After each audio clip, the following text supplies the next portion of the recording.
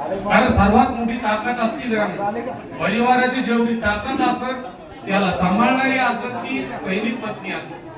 आपण कितीही लढत असतो तिकडचा दिमाग तिकडे कोणत्या व्यवस्थेत त्याच्यात असला तर ती पत्नी समजते की तुझा दिमाग सही ठिकाणावर येईल.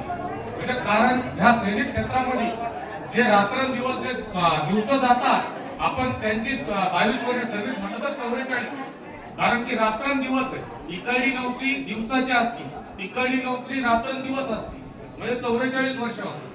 म्हणजे सैनिक क्षेत्राची तकलीफ परंतु देशाची जी तिरंग्यासाठी लढण्याची क्षमता असती ती ऑटोमॅटिक पूर्ती ताकद देते. आणि निलेश भाऊंनी 22 वर्ष सेवा करून आपल्या देशाचं गावाचं आणि खास करू शकतो कारण त्यांच्या कालावधीत आताच जे सुंदर ऑपरेशन झालं हे त्यांच्या टायमातच चालेल ते, परंतु हे पण असे बरेच कालावधी गुजरतात आणि याच्या नंतर माणूस रिटायरमेंट झाले.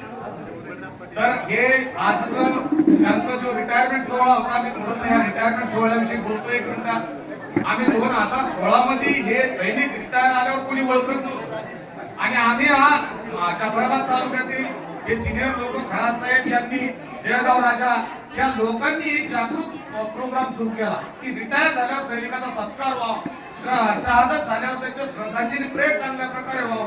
हे 2016 पासून आम्ही सुरू केलं आणि आज महाराष्ट्रातल्या गावागावात आणि भारतातल्या गावागावात आपल्या ह्या जाफराबाद तालुक्याच्या छोट्याच्या जी छोटी प्रक्रिया होती ती मोठी झाली आहे. आणि आज प्रत्येक ठिकाणी सैनिकाचा सत्कार होतोय, सैनिक पत्नीचा होतोय, त्यांना हर ठिकाणी एक रिस्पेक्ट दिला जाते. पण आजच्या प्रसंगी लास्ट बोलताना एवढंच सांगतो की ग्रामपंचायतच्या वतीनं त्यांना जे बी फॅसिलिटी घरपट्टी नळपट्टी हे कुठल्याही प्रकारे सरपंच साहेबांनी येऊ देऊ नये, जिथे मदत लागेल तिथे करावी ही विनंती करतो. थांबतो. जय हिंद, जय भारत.